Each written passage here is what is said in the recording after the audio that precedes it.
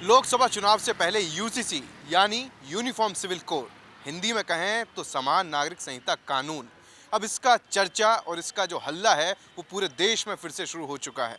वजह तो आप जानते हैं कि जब ये मुद्दा उठता है तो काफ़ी ज़्यादा शोर पूरे देश में होने लगता है, क्योंकि ये ना सिर्फ भाजपा के लिए एक मुद्दा है बल्कि उनके घोषणा पत्र और चुनावी एजेंडे का हिस्सा भी है।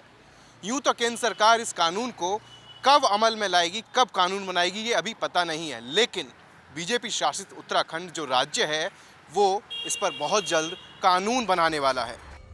इन दिनों यूसीसी यानी यूनिफॉर्म सिविल कोड का नाम सुनते ही कुछ लोग खुश हो जाते हैं तो कुछ मायूस। बिल्कुल ऐसी ही स्थिति सियासी गलियारे की है। यूसीसी का नाम जहन में आते ही इसके समर्थन और विरोध के स्वर गूंजने लगते हैं। भाजपा के लिए यूसीसी उसका प्रायोरिटी वाला मुद्दा है। 2024 चुनाव के मद्देनजर भाजपा इसे लेकर क्या रणनीति अख्तियार करती है, इसके लिए तो अब इंतजार करना पड़ेगा। लेकिन भाजपा शासित उत्तराखंड यूनिफॉर्म सिविल कोड लागू करने वाला देश का पहला राज्य बनने जा रहा है। यूसीसी समिति की अध्यक्ष रिटायर्ड जस्टिस रंजना प्रकाश देसाई ने मसौदा समिति के सदस्यों के साथ उत्तराखंड के मुख्यमंत्री पुष्कर सिंह धामी को यूसीसी ड्राफ्ट रिपोर्ट सौंप दी है। माना जा रहा है कि कैबिनेट से मंजूरी के बाद 6 फरवरी को विधानसभा में पेश किया जाएगा। मुख्यमंत्री धामी का कहना है कि लंबे समय से हम इसकी प्रतीक्षा में थे।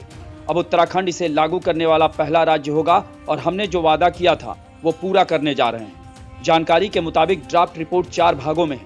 पहले में समिति की रिपोर्ट, दूसरे में ड्राफ्ट कोड, तीसरे में पब्लिक सुझाव और चौथे में हिंदी में ड्राफ्ट कोड है। यूसीसी ड्राफ्ट रिपोर्ट करीब 800 पन्नों की है और इसमें 400 धाराएं शामिल हैं। जहां तक बात इसके प्रावधानों की तो उसके कुछ अहम प्रावधान हो सकते हैं। शादी का अनिवार्य रजिस्ट्रेशन, उत्तराधिकार में अब लड़के लड़कियों को बराबर हिस्सा, पति पत्नी दोनों को तलाक के समान आधार उपलब्ध होंगे, लड़कियों की शादी की उम्र बढ़ाए जाने का प्रावधान, बहुविवाह पर रोक, सभी को गोद लेने का अधिकार और इसकी प्रक्रिया भी आसान, लिव इन रिलेशनशिप की घोषणा और रजिस्ट्रेशन, नौकरीशुदा बेटे की मौत पर पत्नी को मिलने वाले मुआवजे में वृद्ध माता पिता के भरण पोषण की भी जिम्मेदारी। अगर पत्नी की मौत होती है और उसके माता पिता बेसहारा हैं तो उनके भरण पोषण का दायित्व पति पर होगा। हलाला और इद्दत पर रोक, बच्चों के अनाथ होने पर गार्जियनशिप की प्रक्रिया को आसान किया जाएगा।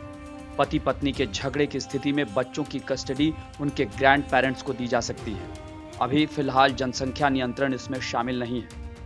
आपको बता दें कि उत्तराखंड में बीजेपी की सरकार बनने के बाद और मुख्यमंत्री के तौर पर सीएम धामी ने जब शपथ ली और पहली मंत्रिमंडल की बैठक बुलाई, तब उन्होंने साफ कर दिया था कि उत्तराखंड में यूसीसी लागू किया जाएगा। इसके बाद 27 मई 2022 की वो तारीख थी जब 5 सदस्यीय कमेटी का गठन हुआ। इसके बाद ये सिलसिला चला, 143 बैठकें हुई और कमेटी ने करीब 2,31,000 लोगों से राय शुमारी की। इसके बाद करीब 20 महीने लगे और अब ये जो ड्राफ्ट है यूसीसी पर 5 सदस्यीय कमेटी ने उत्तराखंड के मुख्यमंत्री पुष्कर सिंह धामी को सौंप दिया है।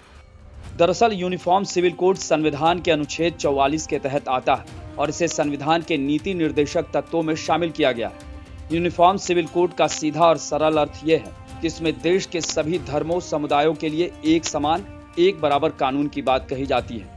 केंद्र ने समान नागरिक संहिता पर विधि आयोग से इस पर विस्तृत रिपोर्ट भी मांगी थी, जिसके बाद 22वें विधि आयोग ने 14 जून 2023 को विभिन्न पक्षों से 30 दिन में राय मांगी और रिपोर्ट तैयार कर सरकार को सौंपी। यूनिफॉर्म सिविल कोड के तहत इसमें विवाह, तलाक, गोद लेने और संपत्ति में सभी के लिए एक नियम है। किसी भी धर्म विशेष के लिए इसमें अलग से कोई नियम नहीं होता। वैसे भी America, Ireland, Pakistan, Bangladesh, Malaysia, Turkey, Indonesia, Sudan, Egypt जैसे कई देश हैं जिन्होंने समान नागरिक संहिता लागू किया हुआ है। लेकिन भारत में जब जब इस पर चर्चा होती है, राजनीति भी तेज हो जाती है।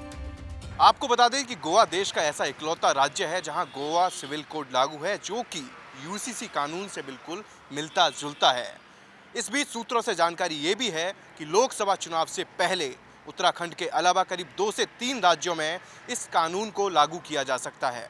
यानी कि तय है कि लोकसभा चुनाव से पहले यूसीसी पर हल्ला होने वाला है, इसमें कोई संदेह नहीं। वीडियो जर्नलिस्ट राहुल राठौर के साथ मैं राहुल ठाकुर, बुलंद भारत टीवी,